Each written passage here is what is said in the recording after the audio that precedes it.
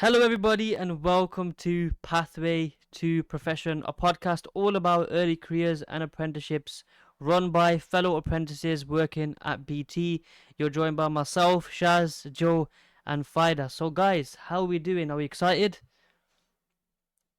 Yeah, all good. Doing great, Shaz. Thank you. I'm doing good as well. So, okay, let's kick things off with a little bit about ourselves. So, I'll do the honors and start. My name's Shaz. I'm a second year apprentice at BT. I'm currently in the enterprise networks rotation, and the beauty of my apprenticeship is that we get to switch rotations every year. So at the moment, I'm in the enterprise networks rotation, currently doing network designs, documentation, speaking with customers, all that good stuff. But before I bore you with all those technical details, I'll let Joe continue with his part. Just like Shaz, we're all second year apprentices at BT on a degree apprenticeship. We all have rotations. It's really interesting. But specifically, I'm within the cloud solutions team where I deal with cloud technology. We're all rotating off soon, so it should be exciting. We're going to be starting in a new team, Yeah, but I'm really enjoying my time on my current team dealing with the cloud. So, yeah. it's good to hear. And Fida. Hi everyone, my name is Fida, and just as the guy said, second year apprentice and rotating now second year. So I'm in mobile solutions for my second year. I also get to talk to customers, whereas my first rotation was very technical behind the computers. But yeah, it was good both years, so we get to see those different sides. I'll delve into more of that later. Yeah, so if I'm enjoying it, I can't wait to go into our third rotation. It's somewhere in the Genesis, which is one of the products we sell. Yeah, so far all good. Amazing. And I suppose a great aspect of our apprenticeship is the fact that there's rotations, right? So we get to switch and go into different aspects of the business every year, which is a great part of, building our technical skills. And in terms of building, I Exactly. suppose I suppose a lot of the people watching right now would want to know who we were before we did the apprenticeship and who we actually are. So if whoever wants to do the honors, Joe, if you want to go, give us a little bit of introduction about who you are. Yeah, sure. So I'm 22 years old. I'm a bit older than these two here, but that's Bit. because A bit. yes, Joe's the a uncle of the bit. group. Yeah. Uh, Okay, 2 years. Um, but that was because I originally went to university and I studied mechanical engineering for 2 years. And in my second year, I realized it wasn't for me. Hence why I then looked for other opportunities. I realized university, it's a really big struggle being so independent. And I realized that getting work experience as a university student is surprisingly competitive in the field you want to go into. So I was looking for work experience within mechanical engineering, but like I said, it's just so competitive, and trying to balance that with your daily life is really hard. Yeah. Luckily, I managed to find something called a degree apprenticeship, which has that perfect balance of providing you with that valuable work experience that you need when you develop your career and apply for your future jobs, but also you still develop yourself by gaining that really valuable degree. Absolutely. And not only that, the companies that you apply for with this degree apprenticeship, they encourage that personal development. They'll push you to gain third party qualifications, be it if you're in networking, you can look into Cisco, your CCNA, or if you're more into Microsoft qualifications, etc. Even I've seen some Amazon AWS qualifications. So really, really good stuff, and it was the perfect balance for me. I applied, and yeah, now I'm here. So, Joe, I suppose a question I had for you then, and I'm sure a lot of people watching would be interested in this as well, is obviously you've had that university experience and now you've had an apprenticeship experience. I'd say it's pretty much even at this point now, or have you done the apprenticeship a bit longer? I would say it's pretty even now, but the apprenticeship is gonna just be a bit longer now. Yeah. Okay, yeah, I got you. So, would you say that the apprenticeship has given you more in terms of knowledge and things you can take away from it, or would you say uni has given you more in terms of the academic level? that's a good one. Mm. I would say that I've gained more value out of the apprenticeship by far. Sure, at university, the main thing you do is lectures all the time. You're studying all the time. Mm, but it really isn't that valuable. Like I said, you have that work experience. You know, you deal with your team members, you deal with customers, Mm. you learn really valuable soft skills. Yeah. Now, you can't get that while at university, or at least it's very, very difficult to. And you really have to put yourself out there. Like I said, at university, you're not supported nearly as much as you are compared to this apprenticeship. Yeah, I got you. And, you know, you're still at university while doing this degree apprenticeship. So Yeah, you exactly. have all Yeah. the resources a normal university student would have, if not more, because they want you to succeed. Yeah. At university, I did feel a bit neglected, and it was almost like I had to constantly pester my professors just for any help at all, Yeah. which, you know, really sucks, especially when they never get back to you. But on the apprenticeship, you know, they're always there for you. You always have one Yeah. on one engagement. There's Mentors so and much stuff like that. support. Exactly. Yeah, There's a foundation for you to fall back on. absolutely. Wait, question then. Do you know how you did mechanical engineering? And I'm always hearing, because guys, I've not, I didn't do you. I went straight from sixth form into degree apprenticeship. So I'm literally asking your questions. But you know how you did mechanical engineering? I'm hearing that uni students always get like loads of free time, so they will only have like one lecture or two lectures a week. How was your lectures? Like, how many times a week did you have them or days? So it does If you depend on your course mostly.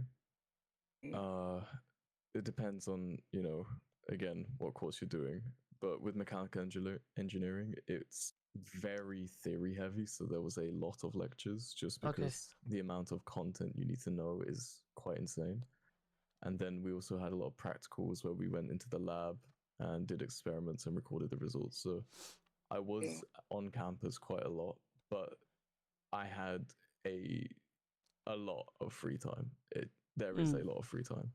Yeah. Um, assuming you learn all the knowledge, because you know what happens is you go to the lecture, they'll throw some really complex content at you, and then you know sometimes you just don't get it. So you need to spend your free time trying to understand and you know revise and make sure you're 100%.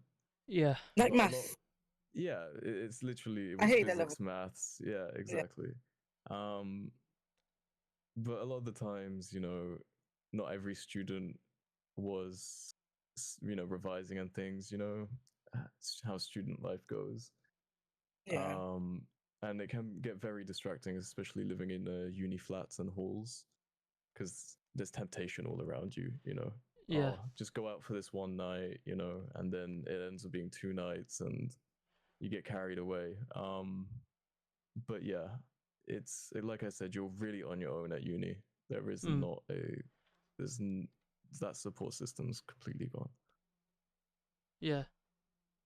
Yeah, Joe. I think that's like one of the main reasons I wanted to do an apprenticeship as well, because I feel like from what you said there, once you have like a career in place, you kind of I feel like there's more motivation to achieve because obviously you get pay rises, you get loads of colleagues around you, you're working on projects which actually mean something towards a company. In university, a lot of the time you're working on working on a piece of paper or an assignment, and that will come towards a grade. If you get what I'm trying to say.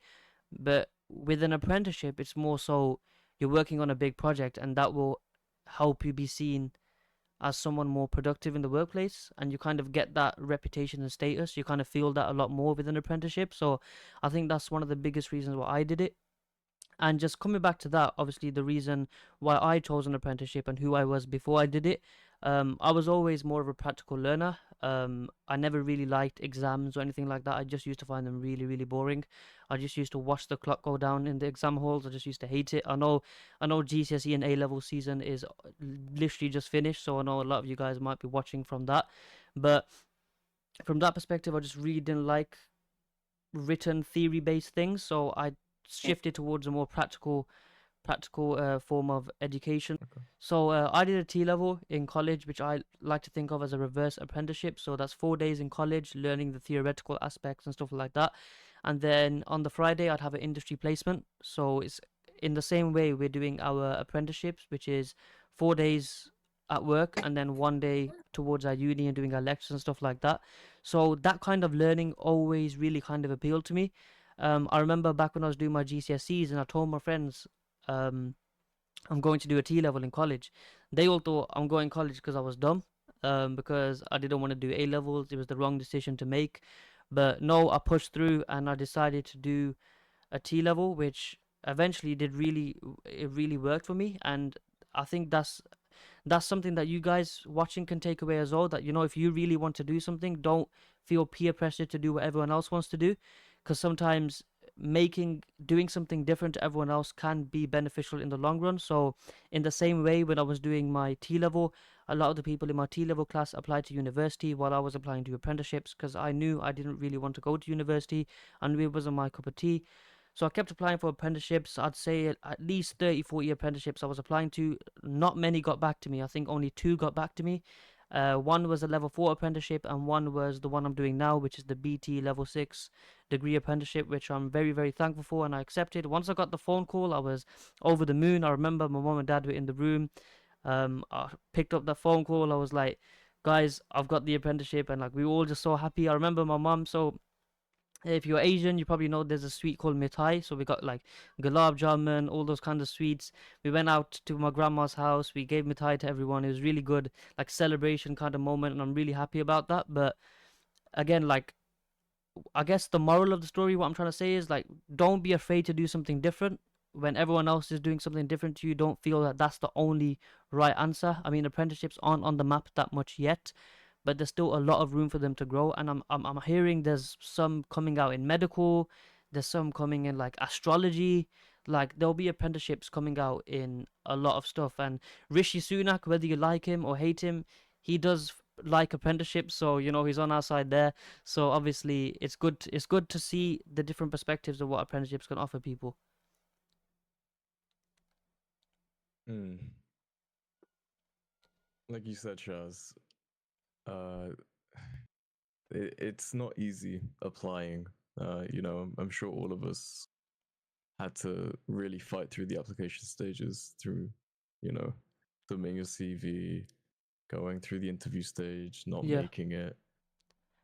But, it does still take work. You won't 100%. just get on an apprenticeship just, by not putting in any effort. You really do have to put time into your CV and cover letters, guys. Like, cover letters are important. Now, Did you Yeah, write a cover letter for BT? I mhm, didn't, to be Did honest. you? I I didn't. did. Okay. Well, don't Well, take that's for this another. There's different, example. yeah, there's different examples of how we all got in. I think that's Okay. something good for a future episode. Maybe CVs, cover letters, application processes, all Yeah. that kind of stuff. Mm. So yeah, Thing to come. I'm yeah, just, saying that without a strong CV, you need to put some time in, get any experience you can. Honestly, I know when I was younger, when I was 16, 17, I literally just applied to whatever I could, yeah, and so I got those references and I got that work experience. So there's something there. Having something there is way better than just leaving it blank. yeah, Um, Unfortunately, in our day and age, not every human is going to read your CV. A lot of it will go through systems, which would then push it to humans to flag out all the spam. So your CV really does have to have those keywords in it. I And if it's think blank, you're not going to get through. I think with AI and ChatGPT now, I think those systems are probably detecting that a lot more as well. So if you're using AI Yeah. in CVs and stuff, I mean, these companies, they're not dumb. Do you know what I mean? They can detect that kind of stuff in these application processes. So I'd say, obviously this is for another episode where we talk about application processes and stuff, but obviously the main thing here is just to be human, like just to be personal. Because at the end of the day, these companies can invest in robots if they wanted to get work done for them quickly and efficiently, but no, they're investing in humans. And these early career programs, a big reason they do it is because, as a lot of people say, younger people are the future. Younger people are new talent, fresh perspectives, which these companies need to obviously push out new and fresh ideas. So, Fida, Mm. it's finally time for Hello. Fida to introduce herself. Hi guys. As I said, my name is Fida, and my apprenticeship journey was not as easy nor as difficult as like what the guys have mentioned. And with what Jill said about your CV's going through systems and everything before it even gets to a human, it was very hard. There was a lot of rejections involved, and I applied to a lot of degree apprenticeships because I knew that from like maybe. So I came straight from sixth form. So after year 11, went to year 12, year 13, which was the two sixth form years, and towards the end of year 13, I would say, I kind of knew I wanted to do a degree apprenticeship, like fully. I knew that's what I wanted to do. It did take convincing, like with everyone, because obviously everyone's still like, apply to uni just in case. Because degree apprenticeships, even though they weren't even as known as they are now, back then, it was still very hard to get into. So Yeah, imagine now, it's like, even not harder. impossible. I'm not going to say impossible to get in, but it's even harder. So it takes a lot of work, a lot of rejections. It is very hard. So obviously, right now, it's even harder to get into apprenticeships. Obviously, but back then, it was about like me doing work experience as much as I can, Yeah, me showing on my CV that willingness to learn, like getting into any online courses that I could do. And the thing with my apprenticeship journey, after, well, not even after, during year 12, year 13, so between year 12 and year 13, for me anyways, it was COVID year. So I was barely in school half the time in year 12. Year 13, it was both in and out. So getting work experience, which was important, like CVs and things, it was very hard. So yeah, most of my work experience that I did put on my CV, I did one face-to-face one. The rest was all online. So as much work experience as you can get your hands on, you should do, even if it's yeah, online, even if it's virtual. All of that things, virtual and online, same thing. But you get what I mean. Like it's all something you can use. All that stuff you can use in your CVs. I think some of my virtual ones were actually some of my best ones that I used. So that I talked about that a lot because I'm taking out of my time, my day to join these lectures and things. I say lectures. I'm taking my time to join these virtual classes and learning about all this, like going into apprenticeships because most of them were just career talks about yeah. apprenticeships, talking about the different. Because I want to go into IT, guys. If you know, IT is such a like broad It to is. go into. There's so many things you can go into. Data analytics, cybersecurity, all of that. Like, there's so many things you can go into. So I always joined virtual things, so I know exactly what I want to, which apprenticeship I want to sign myself into. So if you don't get your face to face, going into offices, going into like those nice buildings that you see like up in the city centre, up in the London Central, like it does not matter as long as you get yourself into something that shows that you're committed to learning, taking time outside of work, taking time outside of your day to day life, after school. As long as you can show that in your CV, things like that, you're good to go. But that's what Yeah, I, that was what my apprenticeship journey was like. Because I was taken out of school a lot because of COVID, it was not easy to do work experience. So it was like that for me. Luckily, got in with my CV. Very happy. We'll hopefully show that soon because I remember there was this day I was going through one of my CVs with one of my colleagues. Oscar, you guys know Oscar. I was going through one of my CVs with him, and our CVs were completely different. Like, guys, completely different. I was even wondering how I even got in because to me, my CV was not as professional, and I was just like thinking, what did they see in this? So we're gonna have to do a podcast on looking at our CVs because my CV is just. I honestly don't know how I got in, but as Jill said, there's those keywords, everything. I need to find out what my keywords were yeah, because I got in. yeah. So I think yeah, it's that's the how. personality, isn't it? Like in the what you write, they must have But saw that. showing that through paper, do you know what I mean? Yeah, it's tough, but obviously, I think that's what they Yeah. look for. That's what they look for, absolutely, yeah. And to be honest, you brought up experience, and like having a level of experience, which is always important. So another question I had to all of you guys as well is obviously, what experience do you feel you've gained from the apprenticeship so far, and what do you think you can take away from it? Hmm. Gained a lot, to be honest. So, I mean, of course, that the main one that stands out is that actual work experience. You're on the job, you're Yeah, working with customers or projects within teams, right? You're not working with other apprentices, at least not all the time. You're working with specialists or architects, sales, account managers, whoever it might be. So you're actually communicating within a team. Like I said before, you're building those soft skills, and that experience is really invaluable. you can use those skills in any, you know, single job that you work. It's really transferable. So I would say that's a big thing. When I got into this apprenticeship, I was not confident at all. I wasn't social at all. I really kept to myself. I remember the first couple months I would hide in meeting rooms away from the teams because Joe, come out. Joe, I come out.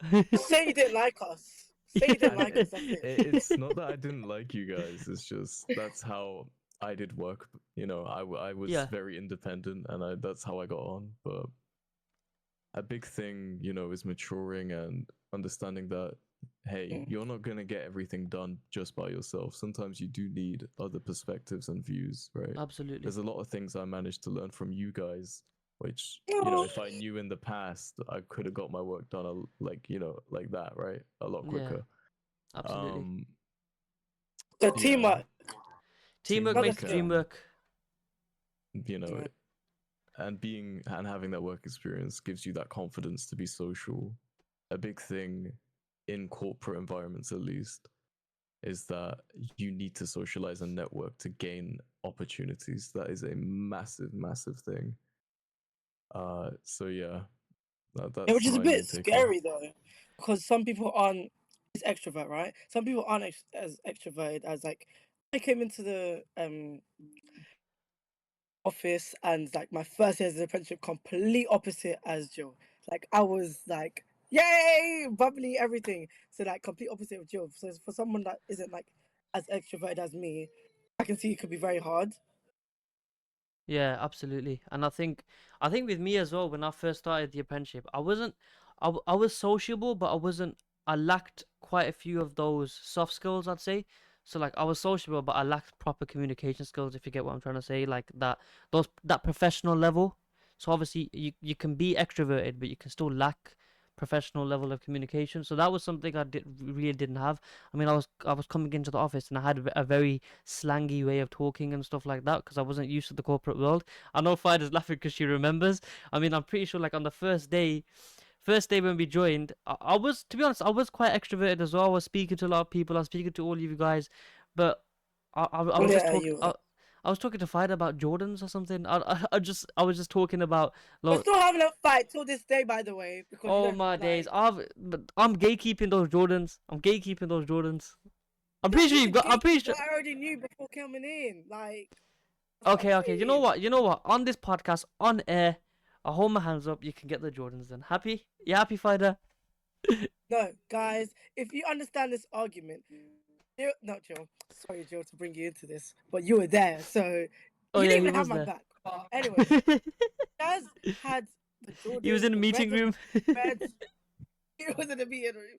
The red, black, and white Jordans, if you know what I'm talking about. And this is so unrelated, my God.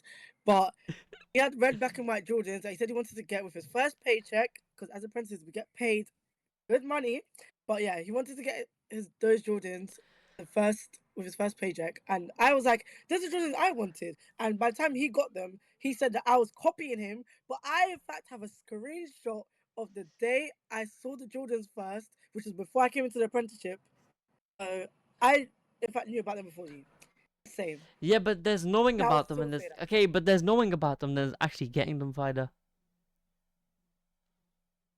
Before the Exactly. apprenticeship, I didn't have money though. I didn't have I didn't that have kind of money. money to get myself Jordans.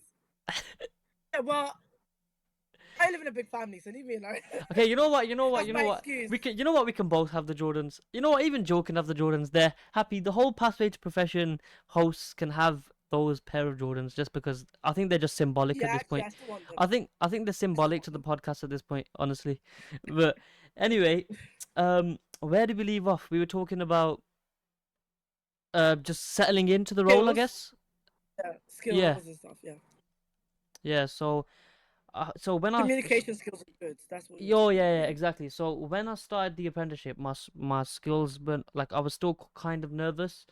I didn't really know what to expect, so obviously I joined, and this whole I saw the office. I was like, wow, this is crazy. Like this is one. It was honestly one of the best offices I'd ever seen in my life. I was used to like colleges, schools, that kind of stuff, and the industry placement office I was in as well. It wasn't the greatest. So when I saw the office at BT, I was in shock. I didn't want to leave. I thought, you know what, I'm gonna sleep here because this office is beautiful. The meeting rooms were there. They had amazing canteens. They had a prayer room. They had all sorts of different facilities. I'm pretty sure they had a PlayStation on one of the floors, and we played table tennis a couple of times. That's pay. We That's played table. what's floor 15. Yeah. Yes, I believe so. And I destroyed you guys in table tennis as well, which is always a good memory. Maybe it's But Jill. Maybe you hey, destroyed Jill. I don't I know about destroyed both me. of you. I destroyed both of you. But anyway, We'll let Shaz have that. the apprenticeship was when I first started. It was like really shocking to me. But eventually I became used to the role. We obviously got our own rotations, and it just started going from there. My skills really started to grow. My I say my independence really, like all these early career stuff I've been doing, these different opportunities that really massively helped me, not in just the apprenticeship but outside the apprenticeship. You never know when you might need to go to an external networking event. You never know when you might need to meet some new people. Um, having those kinds of skills in place will help you in the long run anyway. So let's say we're apprentices right now, we're working in BT. Let's say one day we might want to start a business. We'll have to speak to different customers, or let's say one day we want to go on to public speaking. There's so much different avenues where life can take you, and having those soft skills in place, it really puts your foot in the door there. So I think that's one of the greatest things I've gained from the apprenticeship so far, just my confidence and my ability to speak. I mean, come on, guys. Eh, This time last year, would you ever think we'd be doing a podcast? Honestly, no. No, because No. obviously it didn't feel like it was something we were capable of. But the apprenticeship has given me confidence, and it's given me clarity in the sense that I know that whenever you get an opportunity, you should chase it, and you should seek to continuously grow and keep improving. Because obviously, we're doing a podcast, you know what I mean? And it's like this time last year, I'll be thinking I'm crazy if I'm doing a podcast. I don't have that speaking ability. So now we're here, and obviously we're hoping to give a smashing podcast to you all. So yeah, Yeah, can we also say that when we first joined, like as apprentices and things, there was a lot of things we didn't have to say yes to, but there's a lot of things you say yes to, especially when like someone comes to you as an opportunity. They're like, "Oh, would you mind speaking at this careers event, or do you mind taking this project?" All that stuff. It's very hard for you to say no.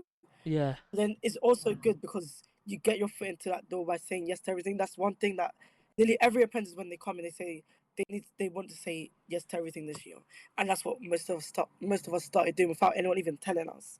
So yeah. saying yes to everything isn't always a bad thing, especially when going into a new workplace. You get your foot into like a lot of opportunities, and people remember your name.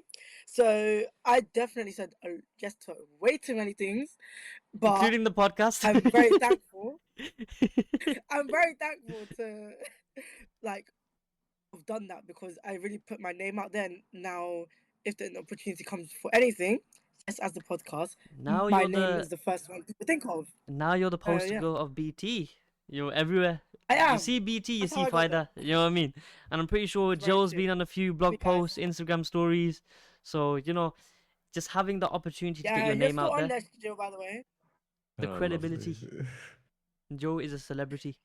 Now, a lot of you guys are probably watching this thinking, how do I get an apprenticeship? What's the best way for me to get an apprenticeship? I'm seeing a lot of people get apprenticeships, but I don't really know the steps they took to get there. So, a question I had for all of us then is, any advice you'd give to anyone looking to get an apprenticeship? I feel like I already So, stated mine. Though. So Hmm. you go See, I we was did just we did throw briefly go on, touch on nuggets it. Chess. of information there, here and there, but with me, like what I would say personally, and then obviously you guys can bounce off me as well, is with apprenticeships, it's all about volume. I'd say from my personal experience, in the sense that more input equals more output. Obviously, as I said, I applied to at least 30, 40 different roles, and only two of them got back to me. So again, as Fida said, getting an apprenticeship is very tough, and it can get to your head. Honestly, it can. Because when I was applying to them, none of them was getting back to me. I honestly felt like a failure because I didn't want to go to uni. The only thing I wanted to do was an apprenticeship. So when all of them were saying no to me, I was thinking, damn, like I don't know what to do. So, but I think the key here is to keep that mental strength and keep pushing forward. Don't give up. Keep applying to as many applications as you can, and if you can, do seek feedback. So if you obviously if you've done an Mm. application process and you fail somewhere down the line, whether it be the interview, the assessment center, email the company and say, okay, look, how could I have improved? And that's one thing I did when I did fail on my application processes, and they gave me different bits of feedback which I implemented in my later applications. So what I'd say is just keep applying, learn from your mistakes, and just keep going. The moment you give up is literally that's when it's over. I mean, slow progress is better than no progress. I mean, like slow down if you have to, but don't give up on applying. That's what I say to I everyone. just thought of something. Yeah. I literally just thought of something when you were saying that. Something I don't even say when I like talk about it in my TikToks and things when people ask for the advice. It's your social media presence, guys. That is something no one actually talks about because Oh yeah, yeah, your LinkedIn, the way you present yourself on social media, your employees actually look at it. Like I yeah. thought my teachers were lying to me when they say people look you up before like they employ you and stuff. The amount of times I can tell you that whenever I get employed to anywhere, it can either be my first part-time job, it can be work experience that I go into, my BT job right now. As the amount of times they've told me once I've been employed and everything, oh my god, you know we searched you up. BT viewed your I'm like profile. taken aback. I'm like, yo, that's a bit scary. But you have to make sure that like you don't post anything too rash on the internet. What I say, like that's the best way I can explain it. How would you Yeah, yeah. explain that, guys? Keep yourself Yeah, Nothing responsible online. controversial. Yeah, be responsible. Like I think your digital footprint needs to be, There we go. safe. You don't want to be posting some stupid stuff on Twitter, saying some outrageous, controversial stuff. Because at the end of the day, Yeah, especially these Twitter. companies, I never had Twitter, so I yeah, still don't, by the way. Twitter's crazy. But I feel like a lot of the social medias is it's like the same thing. Obviously, if you're putting out content which is controversial or bad for the companies reputation, then obviously they're not going to think to employ you. So obviously you need to start Private looking at it those for things as well. now. What'd Like, you do say? something. Don't have it out there online publicly, Yeah, especially when you know you're employing to different companies yeah, and they are yeah. going to search you up. This is not a joke. They are going to They search will. you up. Yeah, That's mm, the advice I have to say because that's something that you don't really think of and it's something that no one really says. it's That's true. what I have to say. Yeah. And I think if you pad out your LinkedIn, for example, and it's something I've said to when I've gone to different careers fairs and I've spoken to students, what I've said to them is if you pad out your LinkedIn with different posts saying, okay, I went to this careers fair learning about apprenticeships. If an employer sees your LinkedIn and sees that, hold on, this brother's been to careers fairs, they're looking they're looking to get an apprenticeship. That means Mm. that they see the interest already. So they'll look at your application, they'll see the interest from that, and they'll also see the interest from your LinkedIn. You got to give the employers little subtle hints that you want this apprenticeship. You know what I mean? So I think that's a very good point you mentioned there, Fido, as well. So it is hard work. As Shaz said, as Jill said, it is hard work. I'm not going to tell you that it's easy. It's not easy. Because if it was easy, everyone would be doing it, wouldn't they? So Yeah, yeah, it's very hard to get into. There's a lot of effort you have to put in. There's a lot of things you have to do outside of work as well. You won't just be like, oh, you go to school, apply for apprenticeships, come home, and you get it. It does not work like yeah, that. yeah. It doesn't. To be There's a very lot you got to honest. put into it. Yeah, I feel like mm, it's just the application process. It gets to a lot of people. Like from people I've spoken to as well, from people who want to do apprenticeships, they've applied to loads of different apprenticeships, but they give up at the first hurdle. And I think that's where a lot of people go wrong. Because I don't know how many applications you guys have submitted for different apprenticeships, but from people I've spoken to, they'll apply and they'll just stop. And I'm saying, like, bro, why are you stopping? You need to keep applying. Like if you stop, then you're not going to get one. It's as simple as that. You need to keep applying, put your foot in the door. And I think that's a truth most people aren't willing to accept. They think, oh, the apprenticeship is too hard, it's impossible to get. But look, alhamdulillah, like I've got one, Fida's got one, Jill's got one on this podcast. And we're all saying to you guys, it's not easy, but it's possible. Anything's possible if you put your mind to it. So that's the biggest advice is just to not give up, honestly. Put yeah. your mind to it, put your work into it, Yeah, everything you've got. I have a few absolutely. friends which, they went down the university route that I did, but a lot Mm. of them either are resitting or just don't enjoy it and have just dropped out completely. And I've told them, look at degree apprenticeships. Trust me, it's made my quality of life so much better. but some of them just keep procrastinating. They keep Yeah, putting it on the bench and just they forget about it, and they don't even bother submitting. Like you said, if you don't put your foot in that door, how are they going to know you exist? You're not going to get exactly. headhunted magically. You have to chase them about this. Yeah, And what Fider said before about your social media presence, weirdly enough, that is a big thing. I Mm. personally can't relate too much to it because I don't have a social media presence. I keep to myself. But I know the younger generation do like posting a lot. Now, there is a open source tool I've seen. You can, I forget the exact name, but you can literally type in your email and it will scrape the web for any social media accounts with that email. And companies have a way Really? more sophisticated system. yeah, Um, so if it is a high position job, they will look and check on the internet. Okay, what is this guy's social presence? If you Because it tells a lot about your character on the content you post or what you say. And absolutely. if it goes against the company values, they will literally just not hire you on the spot because of something you said. So be careful, but you can also use this to your advantage, like Fider said. Post things that Mhm. show that you are, deserving of this position, that you are a They're good interested. character. Yeah. Yeah, So it works both ways, 100%. absolutely. And That's I'd good. I like that advice, guys. yeah, 100%. I think that's a good one as well. What Joe said. And another thing I wanted to mention is I think what Joe said it kind of links in with procrastination. A lot of people don't really appreciate apprenticeships. They're still kind of under the radar. I mean, a lot of them, they are becoming a lot more common now, but they are still under the Mm. radar quite a bit. I think most people will still go to university, and I think a lot of people just have that conception. Um, obviously, I'm a Pakistani, and obviously my parents they were more set on the university route as well. So I said to them, I want to do an apprenticeship. I said degree apprenticeship, and my dad was like, What's a degree apprenticeship?" I thought apprenticeship was when you just do a job and you get paid like really low wages to do a job, and you just give tea and Oh, coffee you're around. getting them coffee, yeah, Yeah, all that stuff. and Beat the allegations. I think just don't give in to peer pressure. A lot of family and friends will say university is the only option, but it's really not. Mm. There's so much you can get out of an apprenticeship, but people don't really realize it until it's too late. Now, I'll give an example. So the same people who laughed at me when I was applying for apprenticeships and when I even got my apprenticeship saying, "Yeah, BT, they're gonna, this company, they're gonna just rinse the hell out of you. They're gonna make you do the most boring, mundane jobs to ever exist. They're gonna make you do documents and filing, all that boring stuff." And these were people who were applying to university at the same time. They were trying to put me down a little bit at the time, and I was saying to them, look, at the end of the day, I'd rather do my apprenticeship and not pay 10,000 a year to get a degree.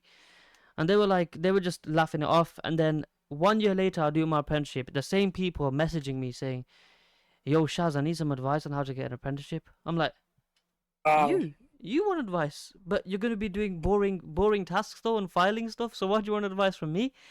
And Mm. obviously, I told them, I said, obviously, I told them the same things I'm saying here. You just need to apply to loads of different places. And that's all it comes down to, really. Because I think a lot of people just listen to what the crowd says. And a lot of people need to get that misconception out their head as well. Yeah, I remember when I was at school, university was the only path. You do your A levels, you go to university. I know T levels are now a new thing, but when I was there, it was just A levels and B Tech. Yeah. And I suffered so much through A levels. I did chemistry, maths, physics. It was Oh, God. awful. They're like the Yeah. hardest ones. Maths was a lot. Maths A level, but you did sciences as well? Yeah, Joe? No. It was, yeah, it wasn't easy. But yeah, you know, and anytime the word apprenticeship was thrown around, it was really demonized because the thought that most people got in their head was that an apprenticeship is, something labor based, be it bricklaying, construction Yeah. working, something like that. Apprenticeships within technology, that was, not heard of at all, let alone, degree apprenticeships. I think we managed to get in a pretty good time, Yeah. because like it is getting more and more Honestly, popular, so it's going to be yeah, more competitive now. But that doesn't mean you shouldn't go for it. Like apprenticeships compared to university is night and day the difference. Everyone's still going to university. So if you're hearing this and you're on your UCAS and you're applying for unis, just look at degree apprenticeships as well. You might find something which is way better. Just be open-minded, I'd say. yeah. Yeah, Apply to both if you have to. I still did. I still applied to both and Yeah, got into exactly. both. Yeah, yeah. Still have your options open, anyways. But definitely, at least look into it. Of absolutely. course, not having any debt, like Shaz says, is a big one. Paying that 9.5K tuition on top of your maintenance, which is on average around Yeah, 6K, 15K per year for 3 it's years, mad, isn't it? you know, And then even after, 45K in debt. Yeah. yeah, 45k in debt, and then even after you've done university as well, what are the chances you'll get a job? Because I know, for example, my dad did a degree. He didn't get a job in IT, even though he did an IT based degree. And I think that happens with a lot of people. The beauty of an apprenticeship is, I mean, with ours anyway, is we're pretty much guaranteed a job role if we perform.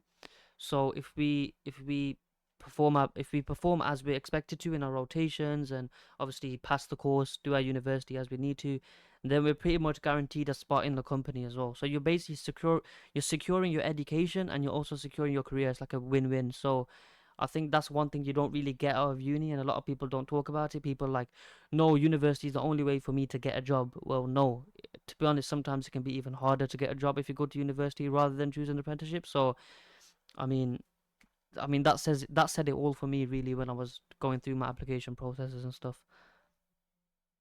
Yeah, I do agree. Yeah, Like, I agree.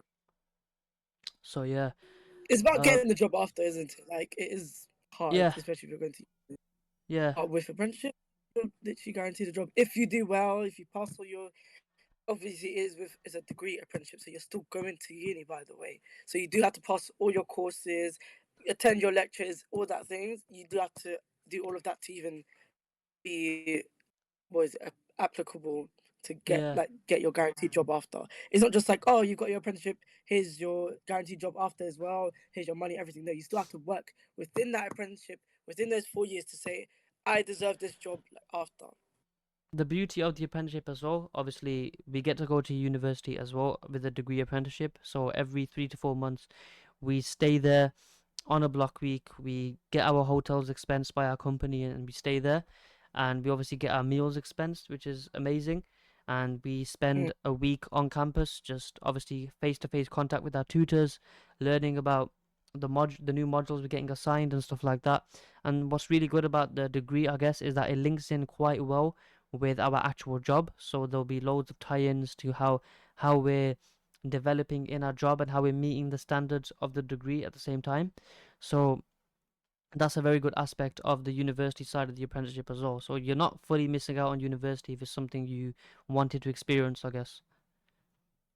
Yeah, and when we're on campus, we also mean other people who actually attend the university like daily or weekly, however long they do their courses. But we get to see other people as well. And obviously, we're only there for the week, but we get to see them, interact with them, go back to our businesses at BT, all that stuff. But Yeah, we do get that interaction, so literally get the best of both worlds. However, not every single apprenticeship allows the apprentices to actually go on to campus.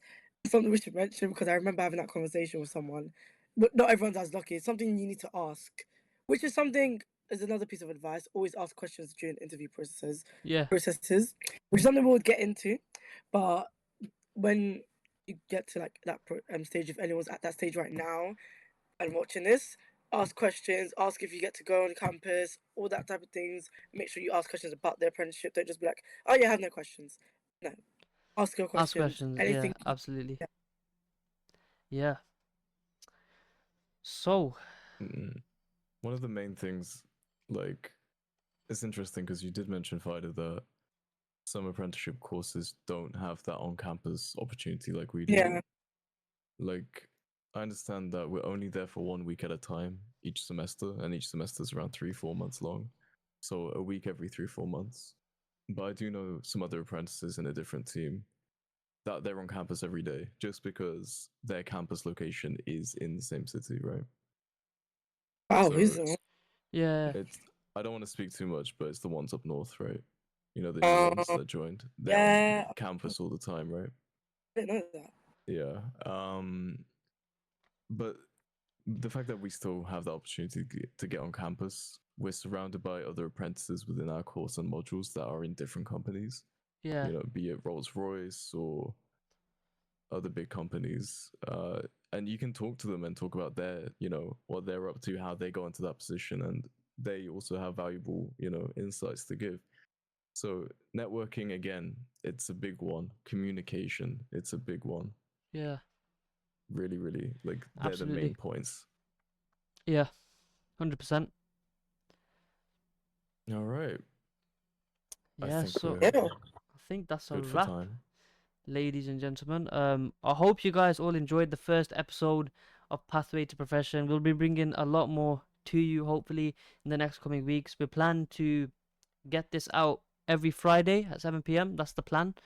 Hopefully. I mean, we never know what happens, but hopefully we get it Don't out air Fridays. quote it. Hopefully we get Put it. positive vibes out. Positive vibes. Okay, you know what? We'll get it out Friday 7 p.m. Absolutely on the dot. Because Fido wants me to On the promise dot. it.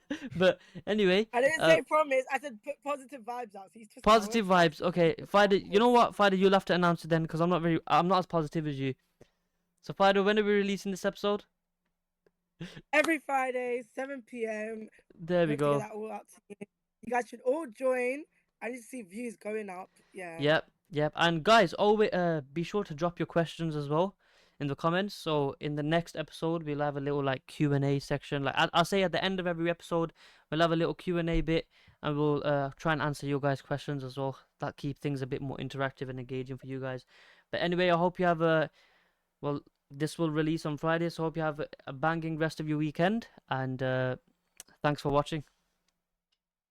Bye, guys.